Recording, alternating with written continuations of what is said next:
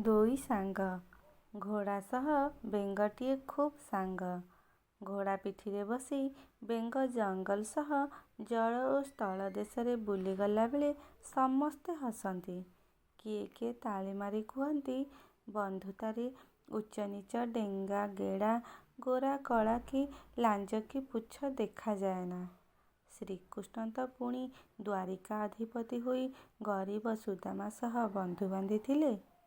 କିନ୍ତୁ ଅନେକ ଉପହାସ କରନ୍ତି, ଥଟ୍ଟା ମଜା କରନ୍ତି। ନୂଆବର୍ଷ ଫିଷ୍ଟରେ ବନ୍ୟଜନ୍ତୁମାନେ ସେ ଦୁହିଁଙ୍କୁ ମିଶାଇ ନଥିଲେ। ସେ ଦୁହିଁ ଜଣ କିଏ ଜାଣନ୍ତୁ? ମଣିଷ ସମାଜକୁ ବେଙ୍ଗର ଖୁବ୍ ଭୟ। ବିଜ୍ଞାନଗାରକୁ ଧରିନେଇ କାଟିକୁଟି କ'ଣ ସବୁ ପ୍ରାଣୀବିଜ୍ଞାନ ଜାଣନ୍ତି ବୁଝନ୍ତି ଏ ମଣିଷ ଜାତି ଭାବି ବେଙ୍ଗ ଯାଏନା। ଘୋଡ଼ା ମଧ୍ୟ ମଣିଷମାନଙ୍କ ଆଚରଣ ଓ ଉଚ୍ଚାରଣରେ ସନ୍ତୁଷ୍ଟ ନଥିଲା। ଏତେ ଭୋଜିଭାତ କରି ମଣିଷ ଧୁମ୍ ମଜା କରୁଥିଲା ବେଳେ ସେ ଖାଇଛି କି ନା ଠିକ୍ଠାକ୍ ବୁଝେନା। ତା ବେକରେ ରଶି ଲଗାଇ ସବାର କରାଇ ନାକେ ଦମ୍ କରେ। ପୁଣି ସମୁଦ୍ର କୂଳରେ ତା ଉପରେ ପର୍ଯ୍ୟଟକ ବସାଇ ପଇସା ରୋଜଗାର କରେ। ତେଣୁ ଘୋଡ଼ା ଓ ବେଙ୍ଗ ନିରାଶ ହୋଇ ନୂଆବର୍ଷ ଦିନ ଗୋଟେ ଅଜଣା ସ୍ଥାନକୁ ଚାଲିଗଲେ।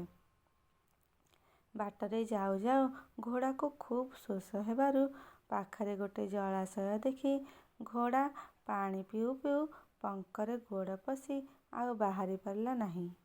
ବନ୍ଧୁର ଏଇ ଅସହାୟ ଅବସ୍ଥା ଦେଖି ବେଙ୍ଗ କ'ଣ କରିବ ଭାବୁ ଭାବୁ କେଁକଟର ରଡ଼ି ଛାଡ଼ିବାରୁ ସବୁ ବେଙ୍ଗ ଉଠି ଆସିଲେ ଜଳ ଓ ସ୍ଥଳ ଅଞ୍ଚଳରୁ, କିନ୍ତୁ ଘୋଡ଼ାକୁ ପଙ୍କରୁ ଉଠାଇବାରେ ଅକ୍ଷମ ହେଲେ।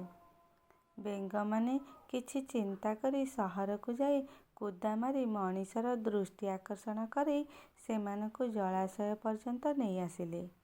ଘୋଡ଼ାର ଏପରି ଅବସ୍ଥା ଦେଖି ସବୁ ମଣିଷ ଜେସି ଲଗାଇ ଘୋଡ଼ାକୁ ଉଦ୍ଧାର କରିବା ପରେ ମଣିଷ ସହିତ ଘୋଡ଼ା ଓ ବେଙ୍ଗ ବନ୍ଧୁତା କରିନେବା ସହ ପରସ୍ପରକୁ ସାହାଯ୍ୟ ସହଯୋଗ କରୁଥିବା ବେଳେ ଘୋଡ଼ା ମଣିଷକୁ ପିଠିରେ ବସାଇ ଖୁସିରେ ନୂଆବର୍ଷରେ ବୁଲାଇବା ବେଳେ ବେଙ୍ଗମାନେ ସମସ୍ୱରରେ କେଁକଟର କେଁକଟର ତାଳରେ ଗୀତ ଗାଇ ନାଚୁଥିଲେ, ଧେଇ ଧେଇକି ତାକ୍ ଧେଇକି।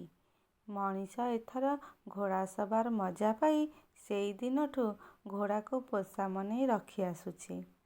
ସବୁ ବର୍ଷ ନୂଆବର୍ଷ ଆସିଲେ ବେଙ୍ଗ ମଧ୍ୟ ଖୁସିରେ କେଁକଟର କେଁକଟ ରଡ଼ି କରେ ଯେ ଘୋଡ଼ା ପିଠିରେ ସବାର ହୋଇ ମଣିଷମାନେ ଆସି ନାଚିଗାଇ ପ୍ରତିବର୍ଷ ନୂଆବର୍ଷରେ ହର୍ଷ ଉଲ୍ଲାସରେ ଆନନ୍ଦ ଉପଭୋଗ କରନ୍ତି।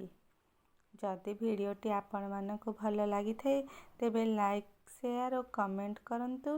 ଚ୍ୟାନେଲଟିକୁ ସବସ୍କ୍ରାଇବ୍ କରିନିଅନ୍ତୁ। ଧନ୍ୟବାଦ।